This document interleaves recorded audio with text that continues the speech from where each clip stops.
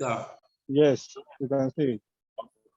So have we all received this documents that we're going to review this evening?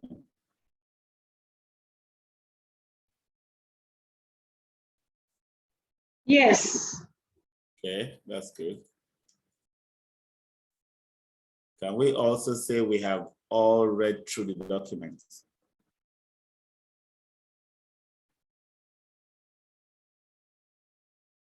Today's class is actually supposed to be a question and answer class because it will be inappropriate for me to be reading line by line the document that has been sent to you.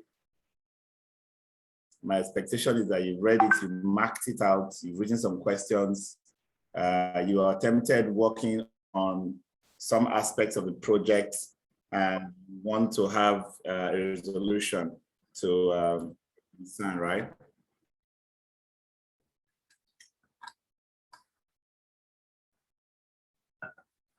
We also open this class to people from previous classes who are still working on their project, so that if there are questions they can ask, and that will also help you who are going to start. I remember during our several sessions in the class, I let you understand that these projects are projects that you don't have to do in 6 months. You can do them in 2 weeks, 1 month, 2 months.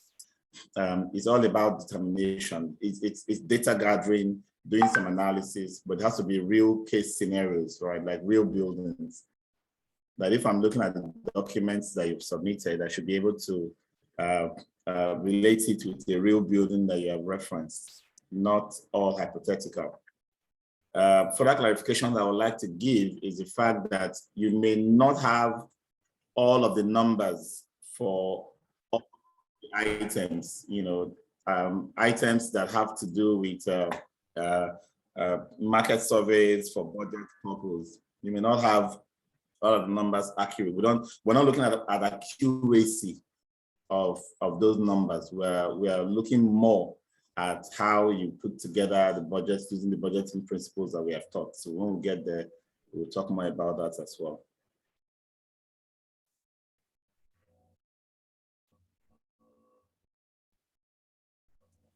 We've applied some efforts in adding sufficient details into the descriptions, even putting some example line items in most of the spreadsheets, data collection tools that we have shared with you as part of this project docket.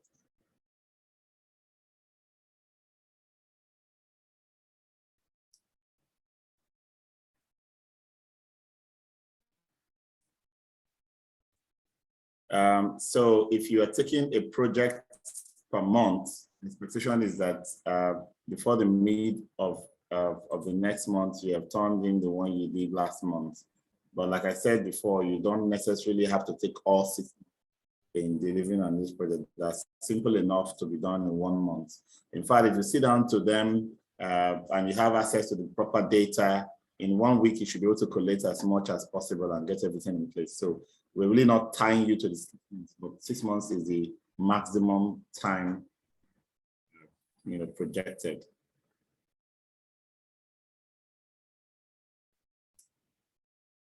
Six projects are all not equal, right? So project 1, asset register, is not equal in weight and score, maximum score as project 2, facility condition assessments, and then health and safety, immediate preparedness and business continuity, the maintenance plan and budgeting. Each of them scored according to how you organize your data, how you present them, and the analysis that you have been able to apply. Once we do that scoring, we'll now apply the weights. For example, facility condition assessment has a larger weight compared to asset register. And emergency preparedness and business continuity has a very much larger weight, higher weight than the health and safety and the maintenance plan. So what that means is the project items here that require more effort to put together also requires gets more scores overall. And this is very important for us because the entire course you have done so far up to this point, including the exam, the continuous assessment and the assignments and attendance that we have, that you have accumulated, all equals to these 6 projects. In essence, your 6 projects is 50% of the entire diploma, and all of the courses we have covered, the classroom work, the assessments, the assignments, and the final exam all equates to 50%. So that's why this is important, because this is really doing the work that practicalizes what we have been showing them.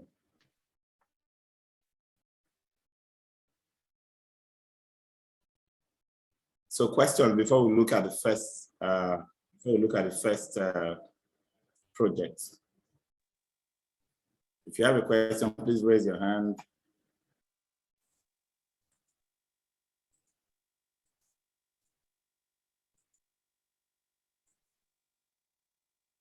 Okay, I have Emmanuel. Emmanuel, please go ahead.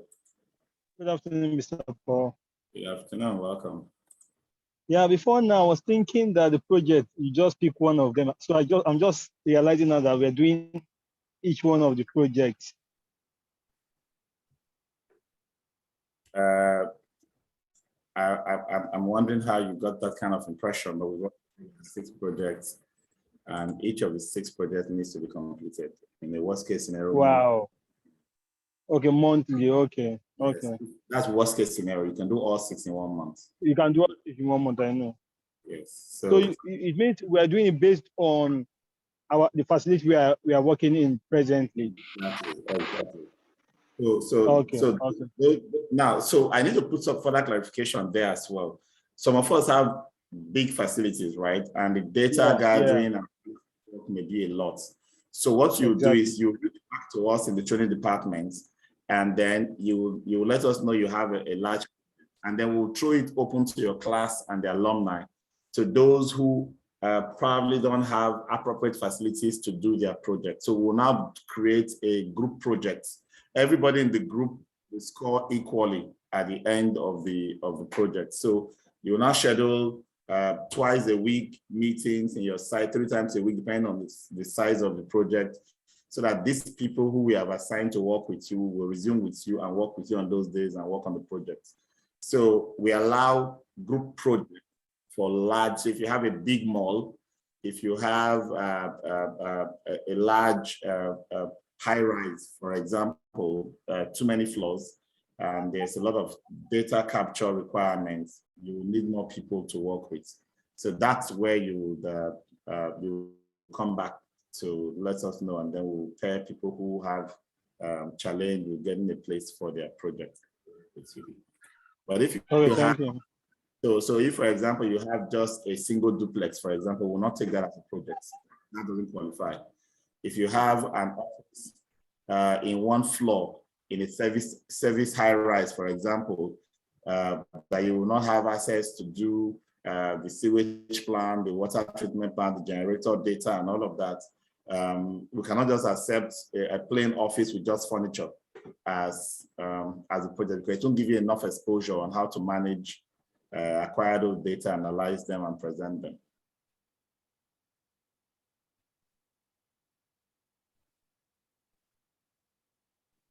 So Emmanuel, the answer is all projects are required. Now, you know why we don't use the word compulsory for projects? The FM diploma is conclusive, is all encompassing, but very many people will come in for the program and probably decide that they don't want to take the diploma, they want to take the certificate of training. The certificate of training is available, but without the project. So if you don't want to do the project at all, you send an email to say, once I pass my exam, I want to be given my certificate of training, then yes, that's possible to hold the FM diploma, because this is going to be a very reputable credential. It's going to be highly sought after, and it's already making waves in the industry. So we don't want to lower the level of rigor and quality of holding the diploma. So whoever is holding the diploma not only passed the exam, also executed the project. Blessing, please go ahead.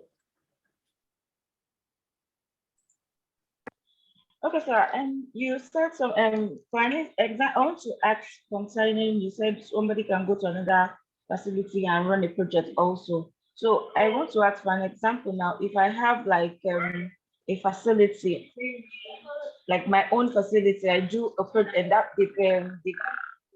that's like data collection on my own facility. Is that enough, or I still need another facility or another case study to fill my own data collection? Like, is it just like one, or I have to do like multiple one, like do for this facility, go to another one and do another data collecting on it? No. Yes, sir. You have a facility that has been approved for the project. You will do your project on that facility and then your job is done. The only time you will need another facility is if you didn't have in the first place. You didn't have a facility you can do your project in, right? So we can now pencil you down for like a vacant slot. And then if another colleague has a very large facility that the work is going to be voluminous, we can now pair you with them to do that one project. Everybody does just one project. It's either you do it in your facility or you do it with a team in another facility, but it's just one project you work on. You will not do your own and then go and work with someone else again for another project, okay? Okay, so thank you very much. Okay.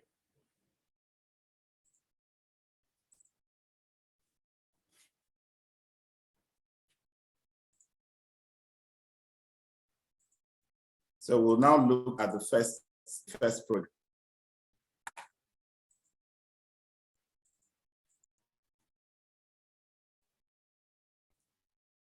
First project is asset register. It's like the baseline data of the assets you are managing. If you're managing a facility without an asset register, you are not managing it because it's not possible to manage what you don't do, right? So the asset register is documentation of the things you are actually managing. What is under your control? What is it that you are taking care of? That's why it's the first project, okay? The location must be identifiable. So you decide that you want to do it in your office, you want to do it in an industry, you want to do it in the hospital. So you typically just, say this is the location and this is the address that I'm this particular project in, right? And then there's a spreadsheet for gathering the data.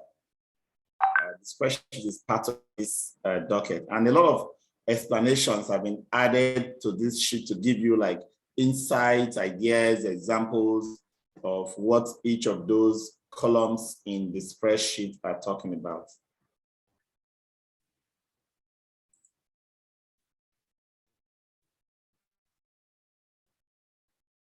Even though we gave you this document in MS Word, wherever there's a spreadsheet, to have a more decent arrangement of spreadsheet, you can copy that and paste into Excel and do a proper work in Excel. If you want to put it back in Word, it's fine, but it says it's easier to manage spreadsheets in. We also indicated here as part of the instructions that you may have certain fields that you don't have information for. In asset register, you probably are looking at 18, 20 different fields per asset, but not all assets have information on model number, for example. You may not be getting a model number for your roof or for your ceiling or your floor, which is also an asset, which are also assets. So you will leave those ones blank. If it's not applicable, don't write not applicable, just leave it blank. There are some assets that require you to put size or dimension, area, length times breadth, or length times breadth and height and volume, but some are just counts, 10 numbers, some are kilowatt hours in ratings, different types of rating dimensions. If it does not apply to the line item you are working on, you leave it blank.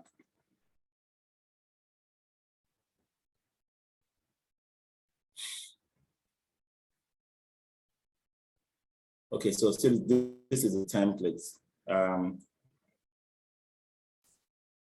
These templates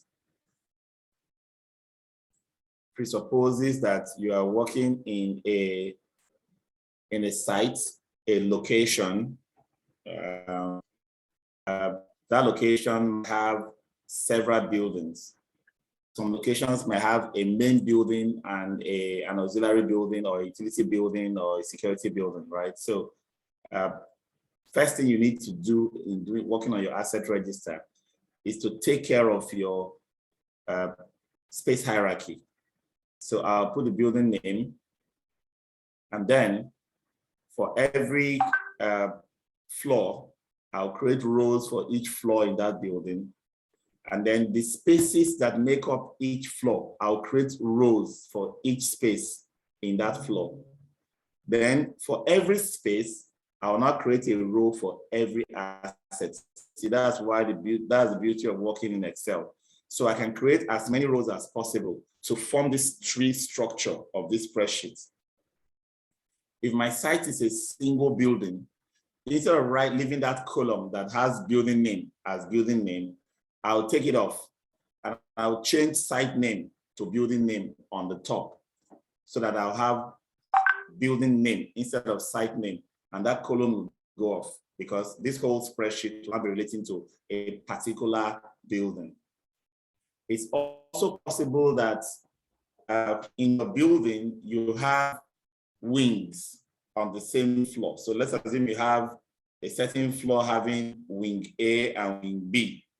You will create an additional column after floor, between floor and space, so that you can put in that wing or zone, depending on what you call it for your building. So this is about firming up your space hierarchy.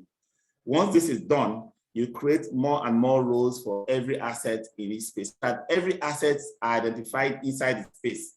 So in the space, there's an AC, there's a TV, there's a fridge, there's a wall that's painted with emulsion paint. There's a floor that's tiled with vitrified tile. There's ceiling, there's POP. There's lights, and there's social number of lights, social specification.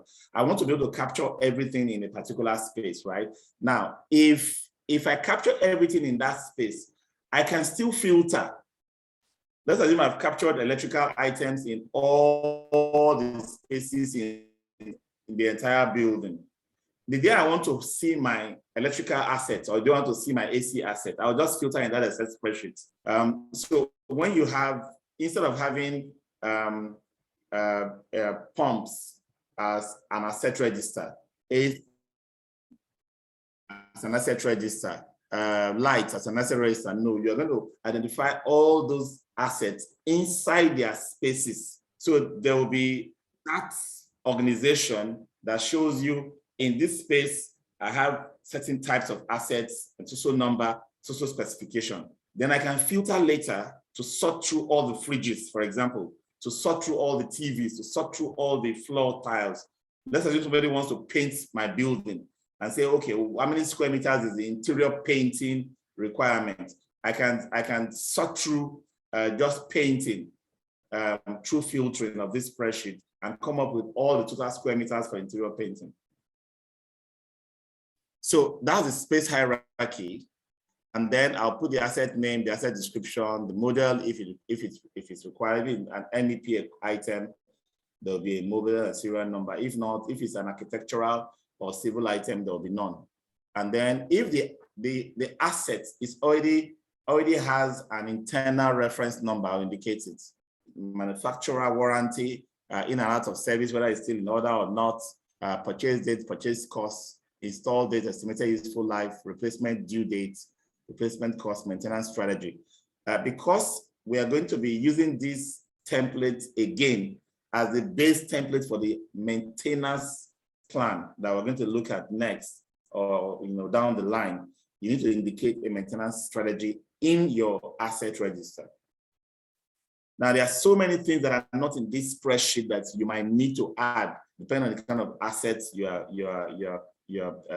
taking record of. And there are so many things that you plan per line item for each asset as you go on. So because this is it's a project that you're as a spreadsheet or a simple document, what you have following it are instructions on how to write a description, examples of different descriptions, and so on and so forth. So the main thing that's going to be coming out of you for this project is the spreadsheet. That's the main report, nothing else. Yeah, but of course, nothing stops you from having a cover sheet that has a picture of the building and the address and your name that says you're the one that submitting this project. That's just part of presentation. You can use your discretion on how to format. All right, so let's take questions on this one.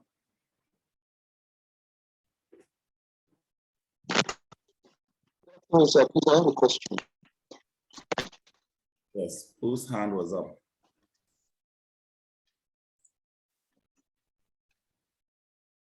Is that Abraham? Jude, okay. Jude, let's... So, I wanted to ask if, I know you mentioned about not filling every column. I don't know who is talking. It's Abraham. Abraham. Okay, Abraham, just wait. Let me hear from you. Put your hand up so that when it's your turn, I'll recognize you, yeah? Jude, please. Okay, thank you very much, Mr. Paul. Good evening, and good evening to everyone. My question is, I'm trying to understand how best to present in the situation where the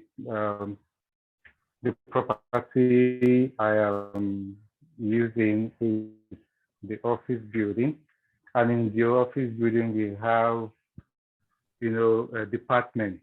The locations are more or less identified as departments, but sometimes the departments are crossing two aisles, where we have one aisle on the right and the left, and then in the middle.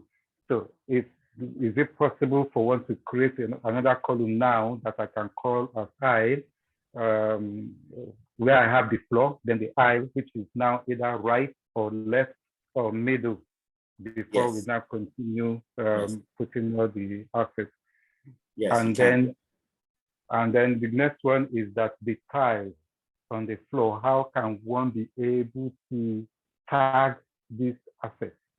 As in a place where you have thousands of tiles on a particular floor, and for instance, I'm taking the real estate department, I have about 200 and something tiles there. How is a major question for me if I'm going to ask, for instance, if I'm going to send a technician or a vendor to go and remove and replace a particular bad tile, how am I going to be able to present it based on this asset register so that it becomes clear to everybody that this is where I'm talking about?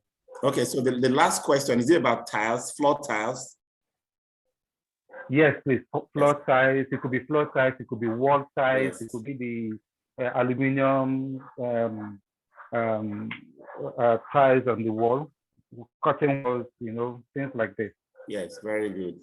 So about tiles, you will enter so let me answer two questions for you. The first one, yes, I use wings. You can add a wing, you can add a zone. You can also add an aisle, like you just said. So yes, you between the floor and the space, put a column there and add the aisle, so you can break all the spaces into the different aisles that they belong to, right? Then the second thing is for civil and architectural assets, what you need to do is use the square meters. So you need to put in quantity as a column somewhere. So that will be just after the asset description, you put in quantity, right? Before model. So that's where you can put the square meters, right? So in this particular space, in this aisle on that floor, there are one line item is for floor tiles, which is 11 square meters. and the type description is vitrified, for example, right? And then in that same room, there is wall tiles because it's a bathroom, for example, and the wall tiles are ceramic tiles, and there are 22 square meters. So I'll put a second line item for second assets, because floor tiles is an asset different from wall tiles. Now, even if I have floor tiles in the same space that are two different colors, because in the description, I'll say black floor tiles, for example. If there's a white floor tiles on that same space, I'll have to use two different line items for the assets for tiles to indicate the white floor tiles and the black floor tiles. If there's a room that is painted on one side and glazed on the other side, for example, I'm not going to use a single line item for wall finishing for that room. I'll use one line item for painted surface and one other line item for glazed surface on that for that one space. So the line items for every asset will keep, spreading out until I'm done with all the assets in this space before I'll go to the next space and cascade all the way back up. Okay, thank you. Noted. All right. Thank you very much. Abraham, you can go on now. Okay, thank you, sir. Good evening, sir. Good evening, everyone. So my question was about, you mentioned how that we didn't have to fill in every column. And now, like I said, based on the kind of assets that some of us may have, like in our facilities, not everyone may have this warranty date in and out of service, purchase cost, and all those things that we may be aware of. So how would we do that? The columns that I've put in here, leave them blank if you don't have information about them. But the columns that you need to add them and put information you have.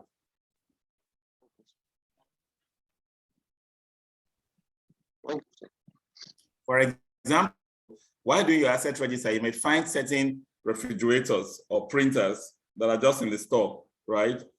They're no longer working. They're out of service. You need to capture them as indicate, and also indicate that they're out of service. But most of your assets will be in service, which means they are working fine. So you just indicate in service. What? Okay. Thank you, sir. All right, thanks. All right, so let me hear from Frank.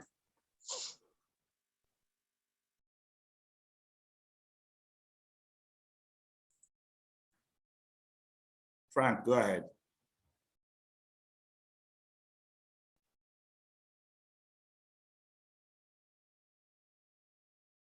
Okay, Frank is quiet, so let's hear from Adeniji Clement. Good evening, sir. Good evening, welcome. Good evening, everyone. Please, my question is, in a situation whereby you have a big facility, you have an admin block, let's just say for an example like LASU, and you have an admin block, you have a library, you have canteen, you have different hostel, all those things. How are you going to capture everything in your asset register? Okay, very good. For each building, if you have many buildings, look at the left column here, there is building name, right? Yes, sir. Yes, so your hierarchy, your space hierarchy starts with building name. So that you can put each building one by one, create their floors, create their spaces, their aisles or wings or zones. So you create a full space hierarchy and they start picking the assets per building into this, right? Okay. Now, if the buildings are so many that you will be overwhelmed by the volume of work, then call for help.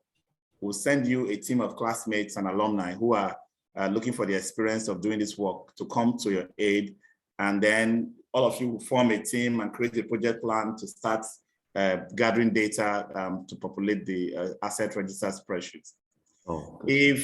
If you don't find that level of support and you think that to do all of the buildings for a major campus, because if I were to do asset register as a project for LASU, for example, I probably would charge them like 200 million naira to execute the project. So,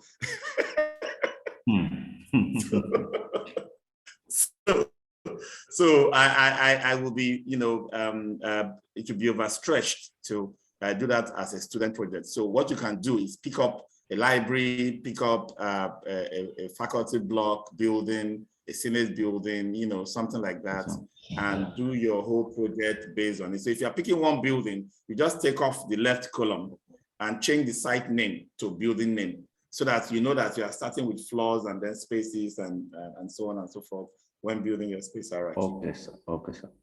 Thank you very much, sir. All right. Thank you. All right, Habib. Yeah, good evening, Mr. Paul. Good evening, Good evening. colleagues. Yeah, my question is quite similar to the last question that you answered. I think I should pick my response from there. The question is for some of us that might have large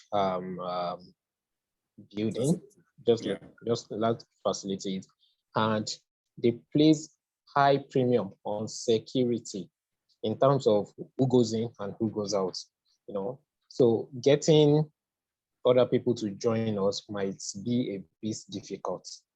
That's in one aspect. So I think I picked the response from your last question. Okay. So another one is the FM name and the site name. I guess they are the same. I mean, are they different? FM name is your name. Site name is the building or site location. Okay. Okay. Yes, I think that is clear right now. So by the time someone will be through with this asset register, I want to believe the rows that will be on this asset register or this templates might be more than 100 or 200 or so to say. The way following your explanation, I'm going by floor by somewhere between 3,000 and 10,000. Wow. But for simple facilities like an estate, if you're running an estate, maybe 100 flats, but you're not basically responsible for the internal of those flats. You are trying to do asset register for the gutters, the drainages, the lawn areas, the borehole, the sewage plants. You probably won't get more than 100 items on this. You understand? If you are managing so many buildings directly, when you now get involved in the interior of those buildings, that's where these rows become really, really large in number. Oh, thank you. And again, some of these assets might be very, very identical in the spaces. For example, if you have building name, XY floor, let's say second floor, the space, and you have HR office, I think I'm right like that. So some of the assets you have in HR office might be very identical to one you have in payment office, to one you have in security office. Copy paste. Oh, okay. That's clear. You understand? Because at some points, and then for things that have identical, they don't have serial number and model number, like number of tables, number of chairs. If the tables are exactly the same specification, the chairs are exactly the same specification, you don't list them one by one. You put single roller chair, so and so specification, and you put number, you add a column for quantity, right? If they are all in one space, right? So if I have 2 chairs in this space, the same types of chairs, 2 of them are in the next space, procurement office. I'm going to list that chair again and write 2 numbers for procurement office. At the end of the day, if I'm going to sieve through or filter for these particular chairs to know where they are and how many they are, I will just filter using Excel and sort them out. But I will not say because these chairs are repeating themselves in every room, I will not put one line item for 50 chairs and try to create in brackets procurement office 2, this one 2. No. They will all have to be line by line for their various spaces.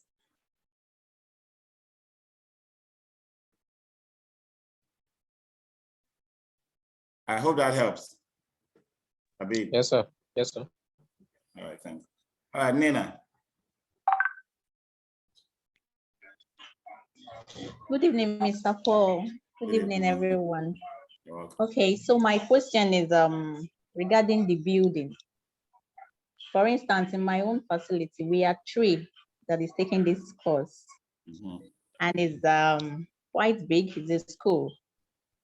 So my question is, if we are to do the asset register, are we going to do it like, fine, we are doing it together, but are we going to do it, take it building, maybe one person will take one building, the other person will take another building, or are we going to do the whole?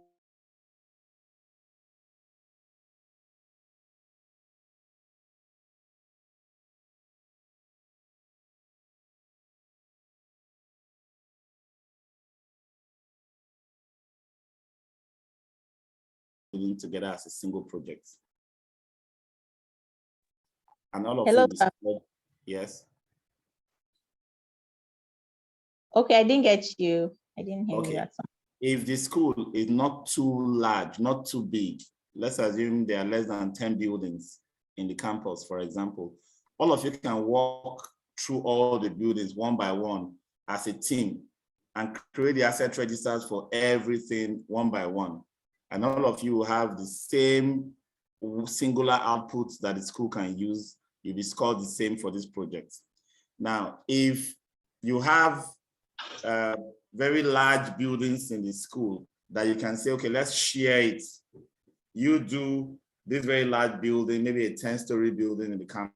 You do 5 hostel buildings. You do the 3 admin buildings, for example, and do all of the classroom blocks. You can also do that kind of sharing.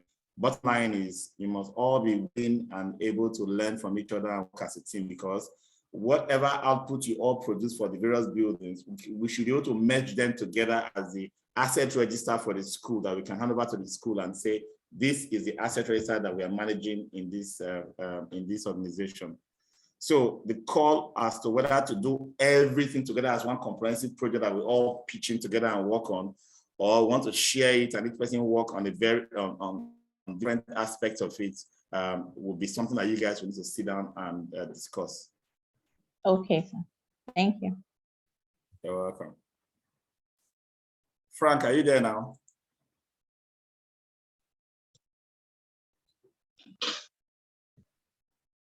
Okay, Frank is still not able to speak, he's muted. All right, so I'll take it that we are done with the questions related to this one. Blessing, sound up. Blessing, go ahead. Good evening. Thank you, sir. Okay, sir, for an example, I heard you said something, so I want to clarify. You said, okay, for an example, now I can't do, since I have the same item on the first floor, second floor to the same floor, so I can't do, and they have almost similar things on each floor, so I can't do from first floor to second, from first floor to the 10th floor. This is what is there, like I just do the same. I would just, like, for an example now, repeat until we get to the whole floor. On each floor. Okay, what about for, you said FM names now. So what about if I am not the FM in charge of that particular building? I can just write the FM name that is in charge, right? No. If you are the one doing this project, the FM name is your name. Oh, okay, sir. The copy you are going to hand over to the organization will carry the name of the FM of the organization, the head of that FM team, right? But the one you are going to submit to us, the copy you are going to submit to us as the one who did this job will carry your own name. Okay, sir. So when I finish mine, I'm going to send. Then am I supposed to do like a hard copy and submit to the FM also? Not necessarily a hard copy. The whole idea of this project is to ensure that the organizations we are doing it for can actually use it. We are not doing this project as a theoretical project that we're going to do and file away, right? So if there's an in-house FM, maybe I'm FM contractor and I'm working for an in-house FM. When I finish the project, I will submit a copy, soft copy to him. This is the asset that I was able to build for you as a value addition to that organization. Just the same way you submit a soft copy to us as your project output. We're not doing hard copy at all for anything. Oh, okay, sir. Noted, sir. Very much, sir. All right. Okay, Julius, you can take this floor now. Good evening, sir, Mr. Paul.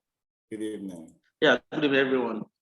Yeah, I'm sorry. I just want to take us back a little bit. I have in my facility, we have those facilities different locations. Mm-hmm. You know, three within. I mean, 6 within island, 15 within the mainland. How should is it important I get the access register for all those locations? You actually need the access register for every location that you manage. But for the purpose of this project, Yes, one sir. location is okay. All right, sir. And again, if we need to come in group, can we individually come in group, or you put us together in group? No, you can individually, you can organize yourself, okay. But I need to approve the team. Okay. So usually what we expect is that you will let us know that I'm going to be working with this person and this person and this person, okay, from my class. You understand? We'll have it on record that we have approved for you people to work together, because we need to follow up and see that you're actually making progress and each person is pitching his putting his efforts. And like how many numbers of person can come in a group? Depends on the size of the project. The highest group we've had is a group of 5, and that was a very large project. The Osho, the transport terminal, that was a big project. We had 5 there. Most other groups have been 3, 3 like that, 3, 2. But when the project is really large, that's one of you want to do the international airport today. I'm going to approve a team of, you know, up to 6 or 7 for the international airport, for example. So depending on the size of the project. Now I have up to 21 locations. Is it possible to get more than 5?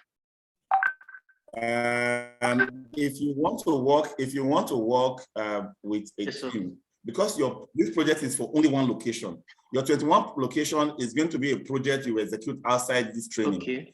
But you have to pick one of the biggest locations and let me evaluate how many people I can approve to work with you on it, because you might think the location is very big. Let's assume somebody who is in charge of 1004 estates today, that is 1,000 units, right? And so on and so forth. But the whole 1,000 units of flats in 1004 estates, you are not the one that are managing them. You are managing the swimming pool, the treatment plant, the sewage plant, the elevators, you know, those are things we are managing, and the external works in that side. So even for as large as that project is, I probably won't approve more than 5 people for 1004 estate as a project, because you are not inventorying every flat and what's inside every flat. You know what I'm saying?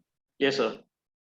So it's the scope of work that will determine how many people would approve. So if you come to us and say, oh, we have 8 classmates who want to work with us on this project, and we see that the location you have chosen will not provide enough rigor for those 8 people to work, we'll ask you to pick another location and probably break off 3 or 4 to work on the other location. You understand what I'm saying? Because a project is a location. Okay. Lastly, sir, if from the group we have members that didn't actually have a large facility, can they come together, come to either one of or 2 of my facility to do their projects? Oh, yes, that's highly encouraged. All right. Highly encouraged, yes. Thank you, sir. That's all for now. All right, thanks very much. That's good. All right, Ido.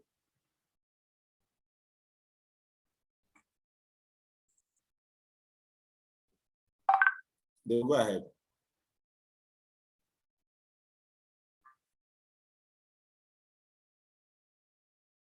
You're muted. You're still muted. You are muted or mute. Good afternoon. Good afternoon. Good afternoon, Mr. Paul. Good afternoon, everyone. Please, quickly, I just wanted to ask a question. Presently now I'm on the road. and I can't really enjoy the program to the noise at the background. So I wanted to ask if there's a record, Yes. video record for this just brief meeting so that I can listen to it at the end of There's the a day. record, don't worry, you have a record. You have a record of this class. You have a record of a previous review like this done before, right? Yes. So you have access to Okay. at least 1 or 2 or 3 even different episodes of this briefing, okay? All right, sir. Oh, that's All problem. right, Thanks, sir. That's Frank, you're back.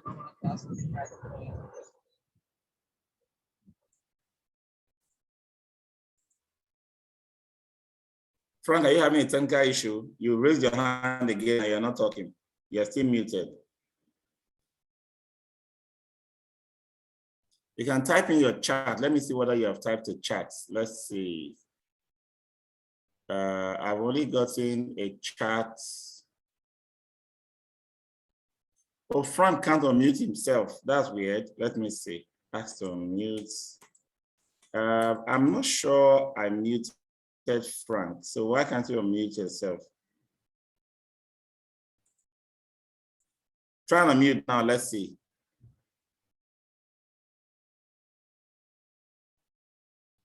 Sometimes it's Zoom. You may have to restart Zoom.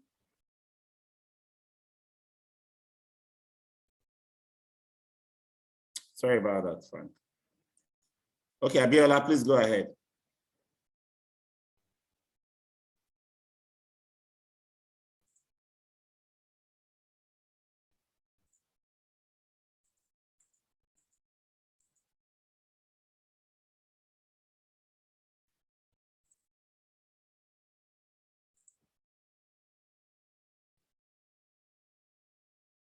Frank, you can try unmuting again. Let me see whether it will work this time. Hello, sir. Good afternoon, sir. Yes, good afternoon, Abiola. Welcome. Good afternoon. I'm fine, sir. Please, I'm just joining the class. I just want to know what the update is all about, sir, please. There will be a recording. You get a link to the recording. Follow up with the rest of the class and then watch the recording. Okay, sir. Thank you, sir. You're welcome. Frank, can you try one more time?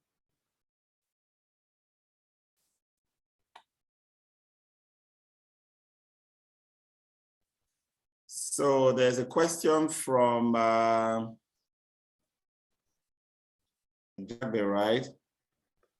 How do we do repetitive assets in different spaces, e.g. 2 spaces with identical assets? I think we answered that question when we said you should copy paste, repeatedly for every space so that you can be sure that all quantities for every space have been captured, so that the day you filter to know how many of the chairs or ACs or fans you have in all the building, your numbers will be correct because you've taken them space by space. Okay. Frank. Yes, I think it's done now. It's ready. Okay, good.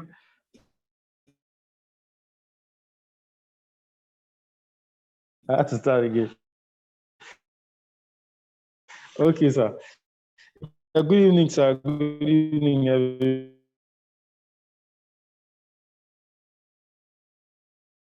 everybody. Welcome.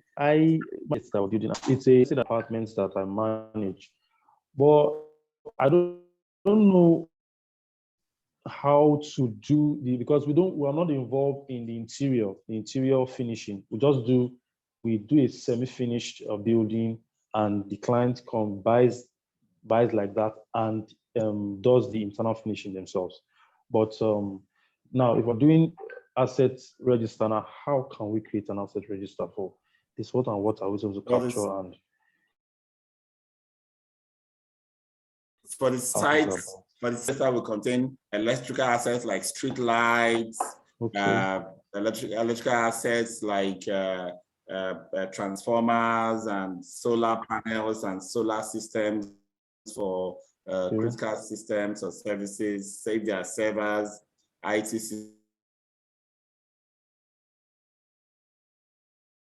systems will be captured, plumbing systems, sewage plants, water treatment plants, all of the components of those, your road systems like your roads, paved areas, interlocking tiles, fences, and so on, gates. You have all kinds of assets still exist in the common areas. If you have a high rise, there will be elevators, there will be stairwells. Those ones are all common assets that you will need to put in your asset register. Okay. Okay, but is it still okay to say, okay, maybe I go to if there is no strong reason why you can't do it in your own site, we may not approve for you to do it elsewhere. The whole idea of this project is you need to be able to come back to your organization and say, these are valuable work I have done. Yeah, this is to add value to the organization. You understand?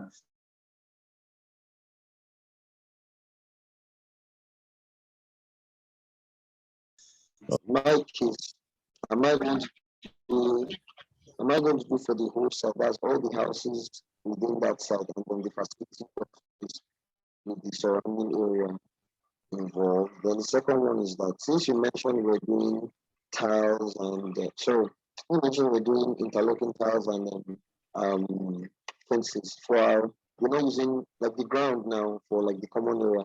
Everywhere is interlocked. So how would I capture that? Because square meters. Square meters. All of that information would have probably been in the architectural drawing or something, and I don't have access to that, at least from my own speed. So the things that are in drawings that you don't have access to, you may need to reverse engineer that process by creating it. Get tape, get someone to help you hold the tape and do some triangulation to estimate areas. Do some sketch out of that measurement that you have done and see how you can quantify square meters. Take a typical tile, look at how deep the tile is. So this tile is a 50 mm or 60 mm deep tiles or concrete tiles and so on, or is it a plastic tile and so on and so forth. You need to be able to describe the asset you are managing. So quantifying and describing is what this whole thing is about. All right, thank you, Mr. Paul. All right. Okay. Yeah, good evening, sir. My question is about one of your responses, creating value to an organization. Like me now, I'm not working in a facility management organization, but I've been talking to a friend of mine that is working in one of these estates that, please, maybe I can do my project with him. So now, how will I go by as in adding value to an organization, and I want to just do it for my own project? So what was as in my concern or relating my project to their own organization? Am I going to submit to them or just submit to do my own project in their estate and leave, or what? You will submit to them just the way you submit to us.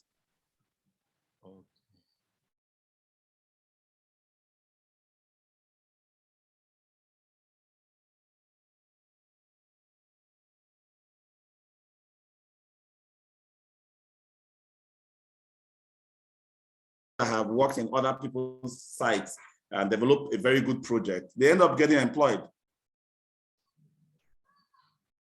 because it shows that you know facility management. That's what it shows, and you can develop such baseline data and information. That means you now have enough information to be able to manage this facility for us. They will most likely employ you. Okay, sir. Thanks, sir. Okay.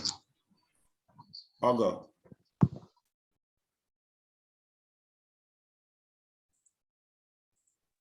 Good evening, sir. Can you hear me? Yes, your audio is good. Good evening. Okay. I just wanted to find out, what if you are working in a facility management company, but you are not given any facility to manage? Yeah. I'll probably are not in the facility management department. How do you go about that? Though it's almost similar to what the other person just asked. Yes.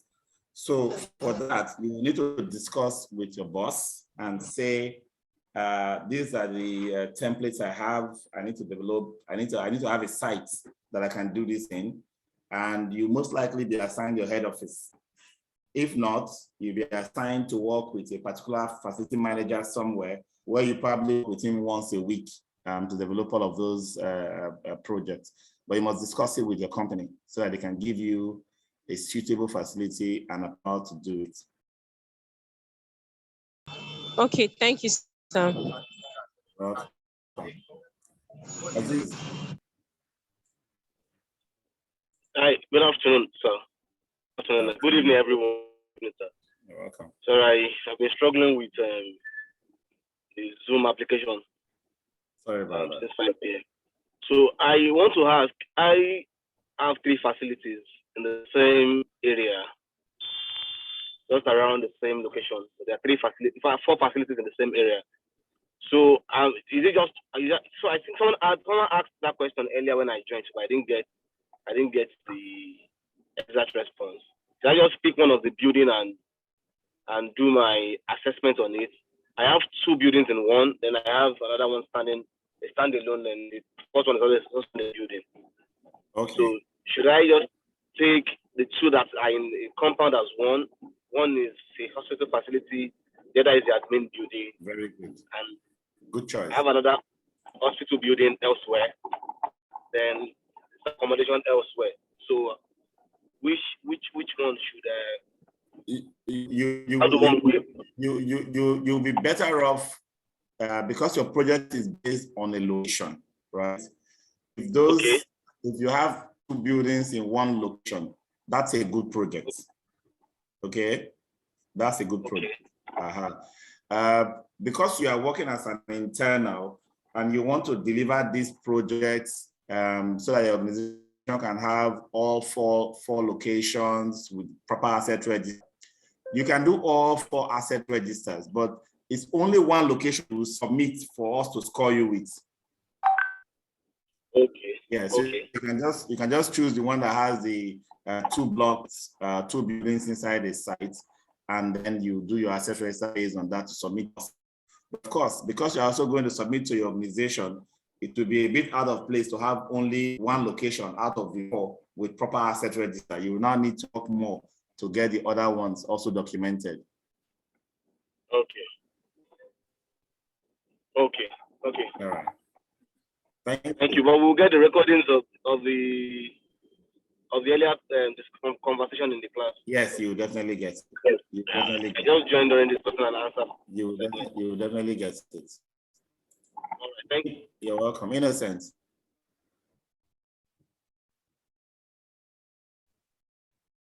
Oh, good evening. Good evening. Welcome. Good evening, class. All right, so my question is owing to the that you emphasize on the need for the exercise to be done in the facility where you work because it can be seen as adding value in it is submitted to the organization.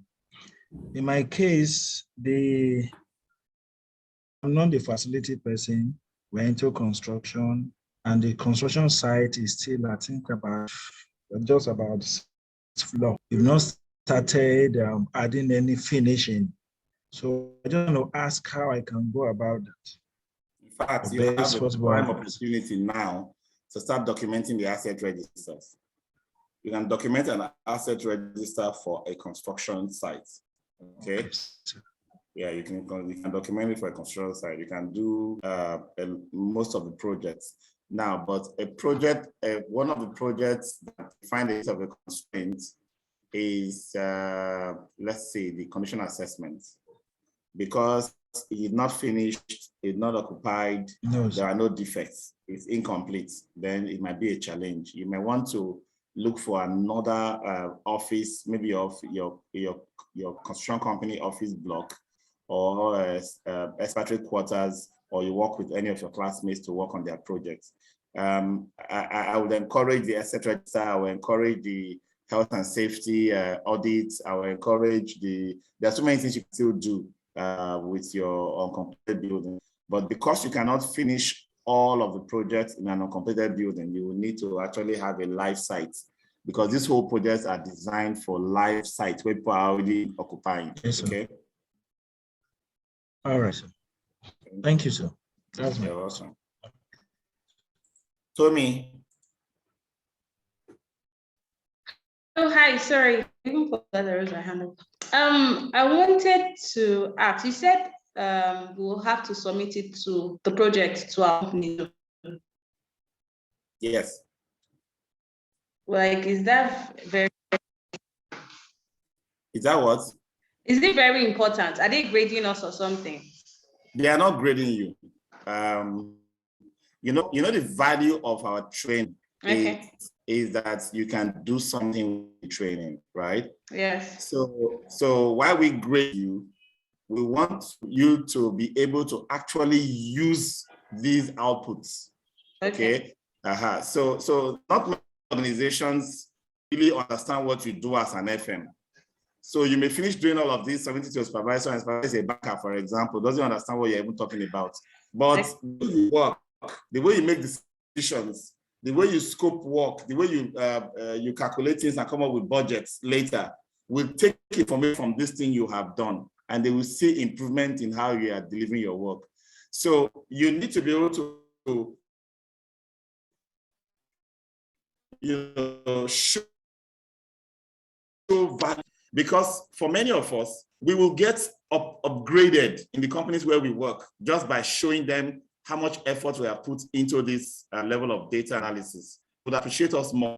Okay, so it's important that we're able to show that value.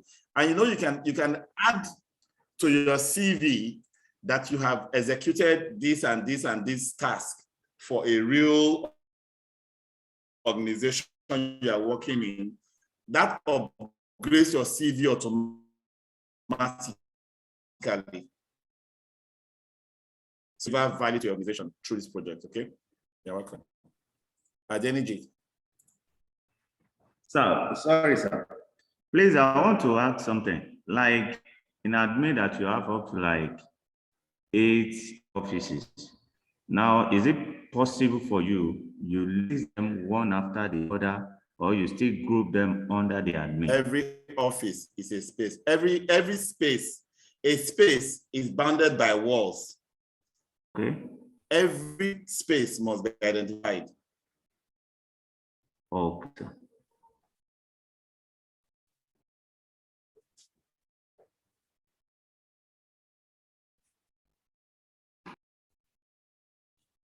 All right, thank you so much. So let's take a 2-minute break.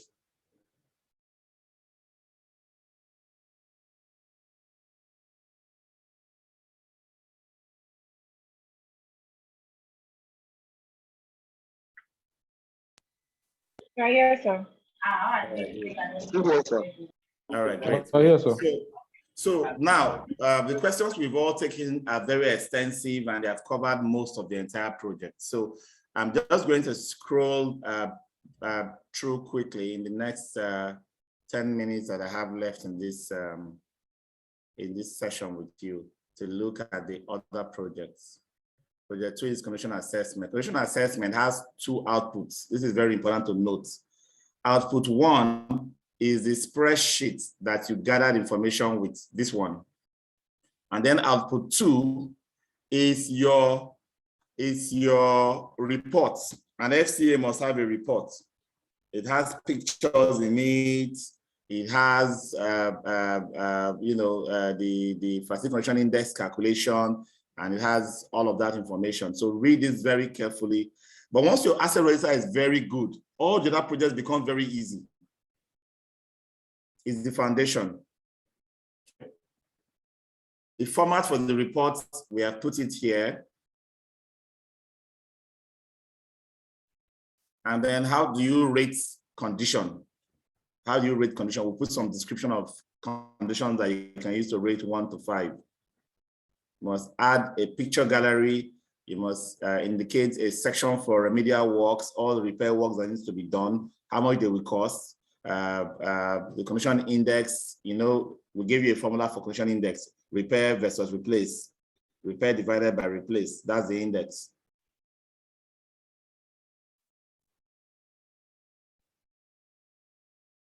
So the spreadsheet needs to be So be taking, if you look at the asset register takes your assets per space. But when you're looking at acquisition assessment, it's taking your asset as a system. It's taking the whole ACs. It's taking the whole plumbing. It's taking the whole stairwell, electrical systems as a system. So it's not placing condition on room by room. It's evaluating everything regarding to one category of assets. Okay. Project 3 is health and safety. You are basically doing an audit. Okay, and you're going to write a report that summarizes the outcome of your audit. So this one also has two outputs: a spreadsheet that you use to gather information, as well as a report of the health and safety condition in your facility.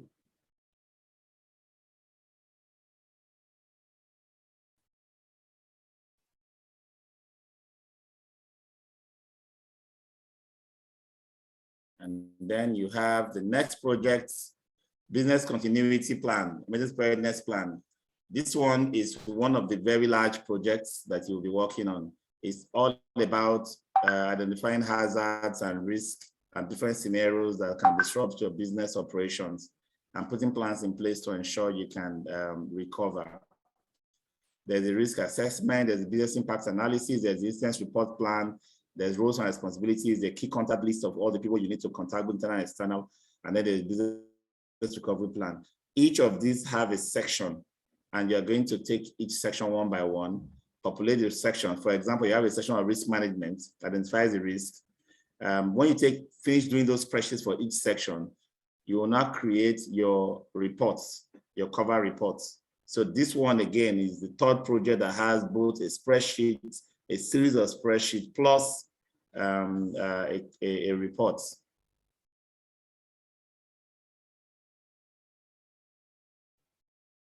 So these are the small spreadsheet contact lists, people who will be contacted for different purposes, what their responsibilities are for internal and external contacts. Business recovery plan, you see an example there. What's the critical business activity? Facility management is a critical business activity. What are the preventive or recovery actions in case FM becomes disrupted, and so on and so forth. You look through all of this and you put in some information. The examples we have there, just delete them. Your maintenance plan is, again, something that ties in from your asset register. Every asset. Now, this maintenance plan and the asset register will use the same templates. You're going to just add these additional columns to your asset register with precision, okay? Because you are continuing from that point in your asset register where you have the maintenance strategy. You now put the various activities for each maintenance of every asset, the frequency, the costs, and so on and so forth, and you calendar it. This calendar simply means day 1 to day 365, for example. And so that's what this planning is. For when your frequency is daily, you tick every one. When it's weekly, you tick every Monday or every Tuesday or whatever day. When it's quarterly, you tick a particular first Tuesday, second Monday, and so on for that quarter and so on. And this is also a spreadsheet. So the maintenance plan and the asset register only requires you to submit just the spreadsheet of your plan. And then the final project is your budget project, where you create categories for the different services and identify how much it's going to cost you, broken down per month, the figures that represent the last year's and budget for the current year. So that is a very simple budget breakdown. And there's a separation between CapEx and OpEx. It's very important that we don't do CapEx projects inside the operation segments. You must have a total for operational expenses wrapped up. Then you now start the capital expenditure aspects. They don't mix. Don't ever present CapEx and OpEx together in the same report. Okay, so that's it for our projects. You may want to ask more questions now. Aziz, go ahead. Hi, good evening once again. You're welcome. So regarding this CapEx and OpEx, there are some things we planned for the year run out, so that normal maintenance, say the maintenance for a generator now, you know what you do every every schedule of maintenance. Yes. Depending on the year of those are OPEX. Generator. Yes, they are OPEX. I understand they are OPEX. So, but there are things that maybe on the long run, you now discover that you need to actually overhaul the generator. That's a CAPEX. That's so you need to capitalize things like. So I'm just trying to try to get, because at times you already budget your maintenance, and your finance is now, they are now pegging that payment into another expense. I see what so you at the end mean. of the day, it appears that you made a budget and you are overshooting. You're already going above. Exactly. Above You need to be very, very careful with this. Many FMs have shot themselves in the foot just by succumbing to this mixing of CAPEX with OPEX. Now, if you have a breakdown of that gen and you were forced to overhaul it, it does not make it a CAPEX. It's still an OPEX, and it's because it wasn't planned. CAPEX is planned, you execute it not because you had a sudden breakdown. A sudden breakdown falls into OPEX because it is a repair. Okay, so if I'm doing my routine maintenance, and by next year I know that I'll be on 12,000 hours for that generator, and I budget for overhauling of the gen after 12,000, for example, that is a CAPEX. I will run it normally to still be working till the day I decide to run that overhauling. That's CAPEX. But if I didn't plan for it before, I didn't have a CAPEX budget for overhauling, I kept doing my OPEX until one day it just knocked. I had to go and buy a new engine, for example. That does not make it CAPEX. Of course, you can take CAPEX funds to do it, but CAPEX has to be planned for. But OPEX too are planned for. You know, the point here is you plan for OPEX, routine, spread out, every day one bit of work, right? Yes. You plan for CAPEX. At this milestone point, we do this big job. That's CAPEX. Okay? Now, if you did not plan for CAPEX, and then your routine maintenance now crashes, that you now have to do a big ticket item, it is an run of your OPEX funds.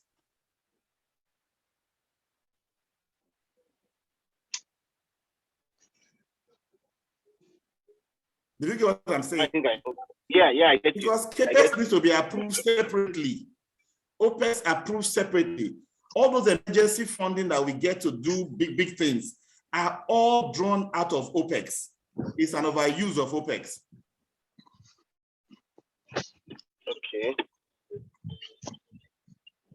Okay, but if there's a way that we can capitalize it.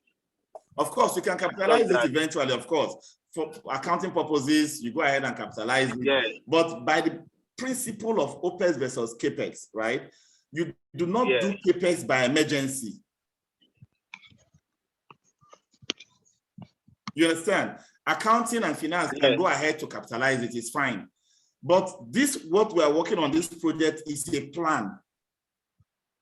This plan identifies CAPEX items scheduled to be done, separates from OPEX items scheduled to be done, right?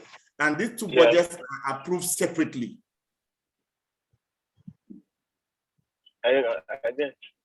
So if you didn't get a CAPEX approval and you had only an OPEX approval and you had a large ticket repair to do, it is an overrun on the OPEX you are doing. You don't have CAPEX. So accounts can decide to capitalize a huge expense. It's fine. That's just procedural. But the principle of CAPEX versus OPEX is CAPEX must be planned, approved separately. Bluetooth connected. Thank you. You're welcome. Jude. Yeah, thank you, Mr. Paul. Riding on this, on the question. You are sounding distant. Yeah. Okay. Is it better now? Is it better? I doubt. I don't know who's right now.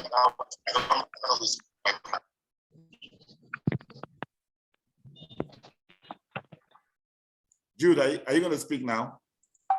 Yes, I want to speak. Okay, let me do this way. Wow, why am I not hearing Jude? Are we all hearing him? I'm the only one not hearing him well. Okay, can you hear me? Okay, yeah, the audio is back now. Go ahead. All right, so what I'm trying to write on the question that my fellow student asked on CAPEX and OPEX, especially when it comes to generators. Now you have, of course, planned preventive maintenance for the year. And you also have planned the CAPEX. But along the line, either let's take for instance, the mechanical contactor fails or one or two nozzles fails. And these are huge, they require a huge amount of money to deal with, to replace or something. Now, in doing this, we call this OPEX still, or we call it CAPEX. How do we classify that? Okay, so how you classify is a different question, right? But without having a pre-approved amount for changing those cylinders and changing any of those high-ticket components that might fail as CAPEX approvals, everything else you do in an emergency is an overdrawing on OPEX. That's just the principle. So you could say, oh well, we didn't plan for the CAPEX because we didn't envisage this will fail, and then it fails, right? And then we go cap in hand and got management to approve maybe some kind of reappropriation or whatever to create a CAPEX budget midterm for us to use. That is fine, but you must use that as an experience to ensure that going forward, you do not leave such high ticket things to make you run cap in hand midterm to management. You must have estimations, projections for such things failing. If, for example, I'm running a gas turbine, a massive 2 MVA gas turbine, for example, in my site, there are certain things in that gas turbine that I will put as OPEX items. There are some that I'll put as CAPEX items, but I will plan for them. So let's take those cylinders you are talking about. If those cylinders do 10,000 hours and above, their likelihood of failing has increased.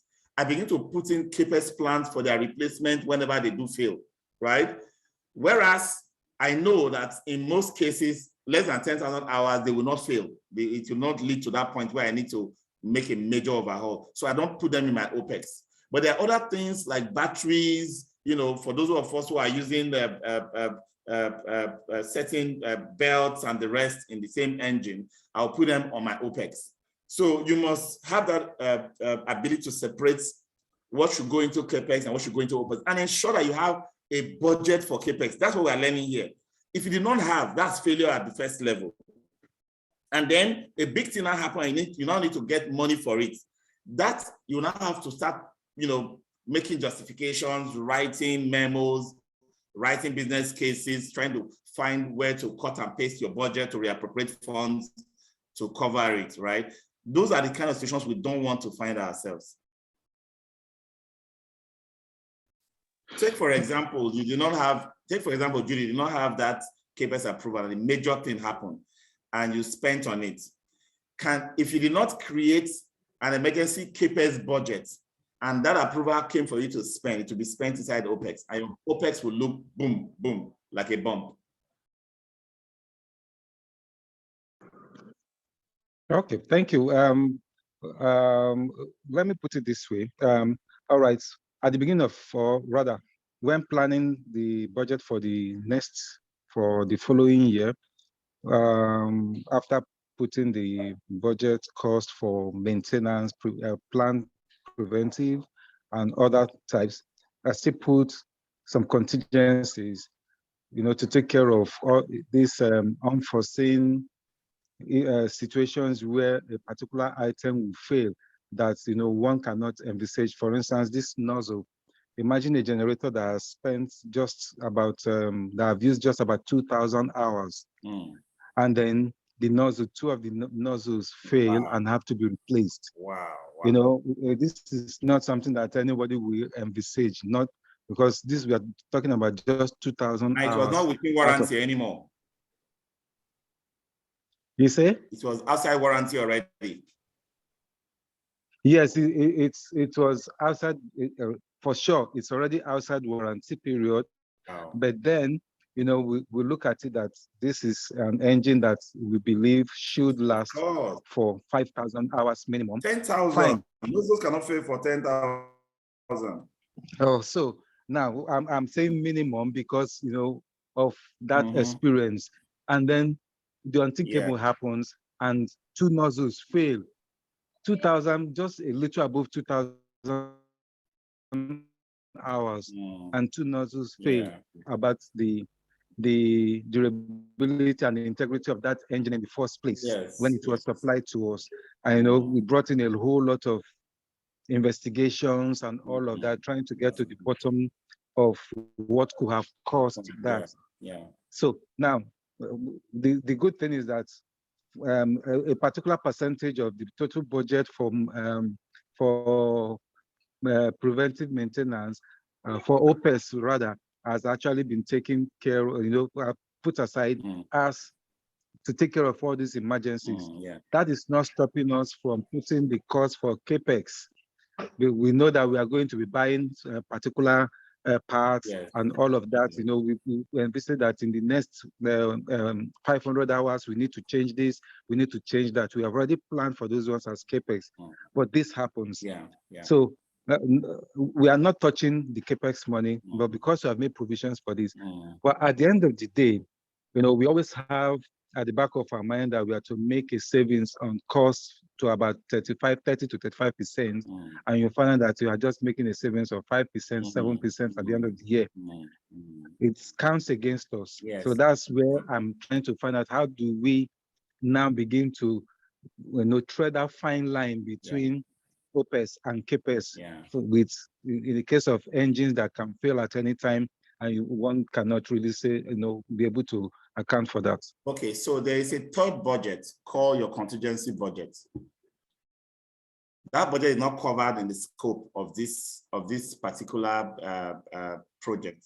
It's actually covered in the emergency preparedness and business continuity project. You are supposed to have a budget for risk, right? Where you anticipate and envisage all kinds of risk and plan for, if they do rear their ugly heads, how do we respond? How much is it going to cost us, right? So that will be your third budget. It's important that we always factor that in. So when you have done your OPEX budget, for example, and you want to create that, you now have that risk budget for maintenance and operations, aspects you don't plan for that may, you know, manifest itself. You create that, have that document, and have a line item in your OPEX budget for contingency, provided you have a contingency plan that documents what you were afraid might happen that may lead to these expenses. So when you have that approved, it is approved as a contingency budget, but still under OPEX.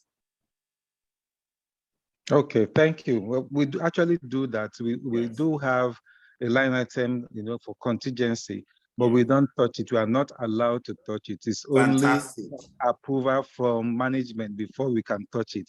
And so that means we must have a very, very good reason to request for that extra, I won't call it extra budgetary approval now, but because it's still part of the budget. It's in the budget, but it's an extraordinary approval. Yes, exactly. We need extraordinary approval before we can touch a cover of that money. Yeah, right. So that's where, I mean, a nozzle that fails after 2,000 hours is completely risk-based contingency. It comes from there, okay? Okay, all right. I have this Thank you question very from much. Timmy.